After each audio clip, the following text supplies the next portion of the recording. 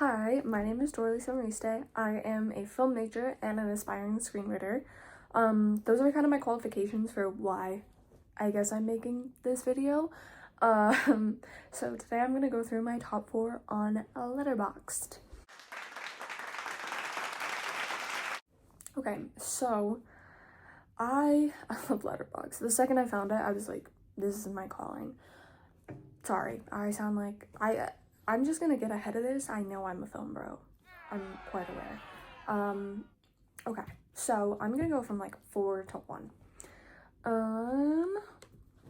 Let's go. So my fourth in my top 4 is Gladiator from 2001, directed by Ridley Scott, starring Russell Crowe, Joaquin Phoenix, and many others.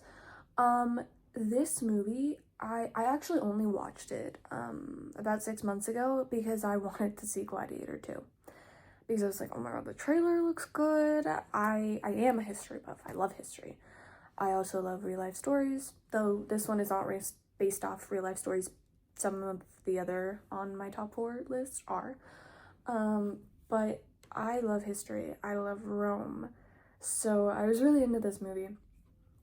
And I mean, it's just like one of the most epic, famous films ever. It was incredible. Joaquin Phoenix was incredible. He was horrifying. I loved it. He wasn't great in Joker. I can get into that in a different video or whatever. I have many thoughts on both Jokers. But yeah, Gladiator was incredible. I wish I could have seen it in theaters when it came out. Incredible film. Gladiator 2 was not good. Like, just having the original and comparing it to the second one is just like, what are we doing? Like, why? What are we doing? You know? And it just upsets me a little bit. But I could make a whole other freaking essay about why Gladiator 2 sucks. But Gladiator 1 was incredible, and the score was made by Hans Zimmer, so like I feel like that speaks for itself. My review was almost 3 hours, went by in 3 minutes, which is true. I was sad. I enjoyed myself. My third is The Iron Claw, which came out in 2023. I love this film. I think it's one of the best films that's come out in the 2020s. I saw this one in theaters. I'm not gonna read my review. I'll probably blur it out so you can't read it because it is a bit of a spoiler. I give this movie 5 stars. I mean, I gave all my top 4 5 stars. I don't even know I'm saying that. Of course I gave them 5 stars. This movie was distributed by A24, which I love A24. Pretty much anything they make, like, I'm gonna eat up. This movie is a real life story. It's based off of the Von Erich wrestling family. Now, I know I can speak for myself when I say I was never into wrestling. I was like, it's unnecessary violence. I don't care for it. This movie made me care about wrestling, I will say. It's also a highly emotional and incredibly developed piece about family and what we feel for them and how we love our family. And it's so incredible, and it is an ensemble piece. So, like Zac Efron, Jeremy Allen White, Harris Dickinson, Stanley Simons, they all play brothers, and ensemble pieces are really hard to pull off and make us care about every single character. I mean, they really tug on your heartstrings in this. They make us care for each and every brother. Obviously, Zac Efron is the main brother, the main character, which he absolutely transformed. Like, he was, first of all, freaking jacked. But it was an incredible film. Made me feel so many things. Thinking about my siblings, my family. I just loved it through and through. So if you ever have the chance to watch it, streaming on Max, I think, I would say it's definitely worth a watch. My second film is The Imitation Game. I mean, this film is incredible. It came out in 2014. It was produced by Black Bear Pictures. It just, again, an emotional piece that really makes you think about the effects on our lives and things like that. This film is also based off a real life story. It's about Alan Turing, and I am ashamed to say that I didn't know who Alan Turing was until I watched this film. I've taken plenty of hard history classes. I've taken AP Euro, AP US history, but I feel like I hadn't heard about him, and he is so important. I mean, he created the Turing machine, which is quite literally the first computer. Like, the reason we have computers, the reason we have phones, is because of him. He started it. I mean, he's absolutely brilliant, and I know that, like, math can be boring, but, like, he was a brilliant mathematician, and I'm so upset that I didn't know about him. This film is definitely worth a watch. Absolutely incredible. Benedict Cumberbatch, I mean, he's always incredible. Keira Knightley also really, I mean, she has a monologue in the film that really, like, I felt so much in this film. The score was composed by Alexander Desplat. He worked with Wes Anderson on a lot of his films. He made such a hopeful, beautiful score for this film. It really made me feel a lot more into this. And I believe this film was nominated for 8 Oscars and only one. They won Best Screenplay in 2015. But yeah, every time I've watched this movie, I've cried, which is like 4 times now, I think. So yeah.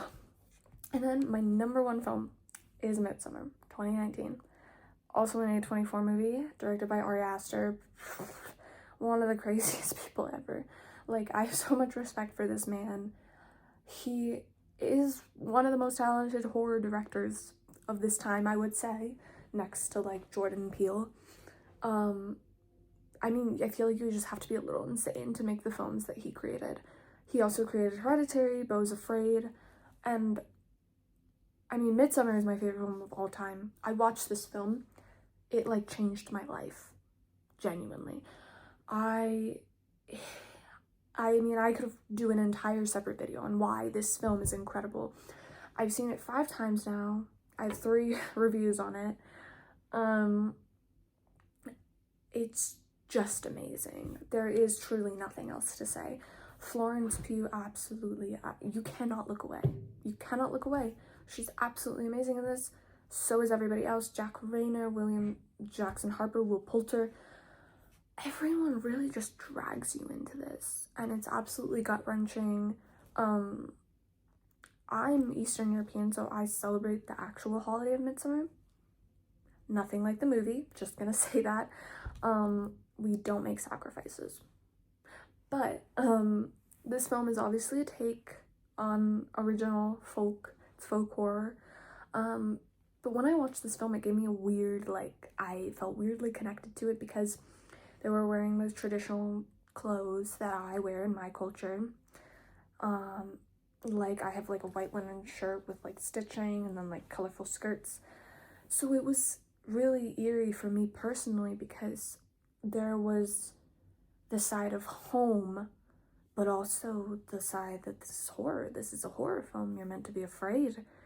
And I love that it doesn't necessarily have any jump scares. It's really about Danny, Florence Pugh's character's emotional journey through her grief, through finding this new family in the Swedish cult. It is such an incredible film. I've read this script many times. Everything is so intentional. It's so intentional in this film. There's Easter eggs throughout to lead you, glide you into this. It's definitely worth a watch and a rewatch and a rewatch. I mean, you're never gonna get everything, all the little Easter eggs until you watch it multiple times. Another thing is this film really turns one of the classic horror tropes is that it happens during night, right? So you're scared. Oh my god, it's dark, it's scary. This film almost entirely happens during the daylight, all the, like, messed up crap. So it really turns that on its head because it makes you uncomfortable during the daytime. There is stuff that happens during the night, so this film just makes you feel unsafe. There's a psychology to why this film has such a deep effect on viewers, and it's just incredible. I mean, there's no other words for it. Florence Pugh deserved an Oscar for it, easily. The entire film deserved an Oscar. Ari Aster deserved an Oscar. It is just one of the most incredible films I've ever seen in my life. And I don't say that lightly. I've seen many good films. So that's my top 4. Midsummer, Imitation Game, Iron Claw, and Gladiator. You will notice that they're all kind of, you know, within the last 25 years. My bad. I have seen older films than that, I promise. But yeah, this is my top 4 Letterboxd. I guess look forward to other videos as well. Thank you for watching.